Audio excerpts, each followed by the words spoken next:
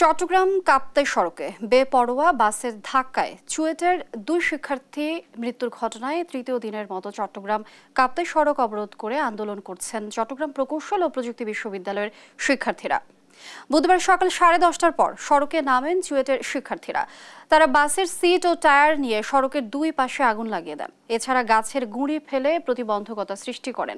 মঙ্গলবার 9 দফা দাবির কথা বলা হলেও তার সাথে আরও 1 দফা দাবি যোগ করেছেন তারা। আন্দোলন নিয়ে কটূক্তি করা হয়েছে এমন দাবিতে সুমন দে নামে চুয়েটের এক শিক্ষকেরও অপসারণ দাবি করেছেন শিক্ষার্থীরা। 10 দফা দাবি না মানা পর্যন্ত আন্দোলন চালিয়ে যাওয়ার ঘোষণা দেন তারা।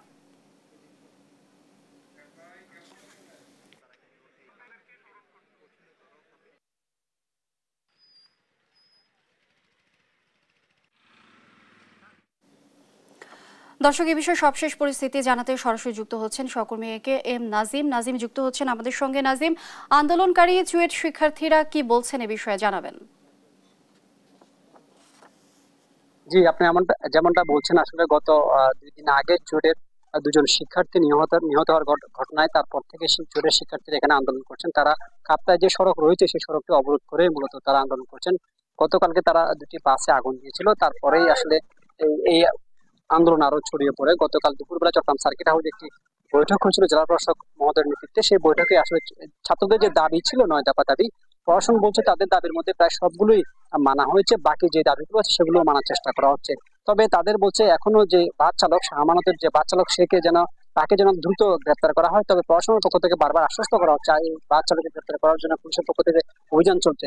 আমরা সকালে এসে যেটি দেখেছি, এখনো কাপ্তায় যে সড়ক রয়েছে সেই সড়ক এখনো অবরুদ্ধ, বন্ধ। সড়কের পাশে সড়কে গাছের গুঁড়ি দিয়ে এবং টায়ার জ্বালিয়ে আগুন ধরিয়ে দিচ্ছেন শিক্ষার্থীরা। পাশাপাশি তারা এই সড়কের পাশে একটি প্যান্ডেলের মতো করার চেষ্টা করছেন, যেন তারা এই যে তীব্র গরমের মধ্যে যেন তারা সড়কের মধ্যে অবস্থান করতে পারে।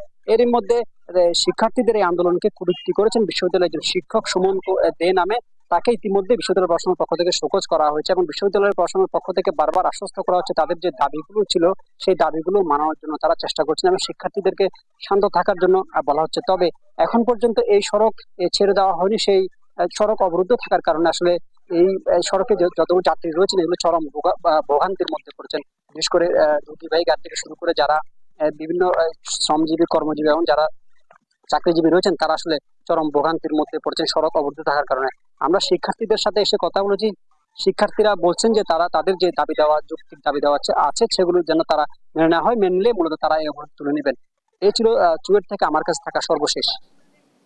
নাজিম, অসংখ্য ধন্যবাদ আপনাকে।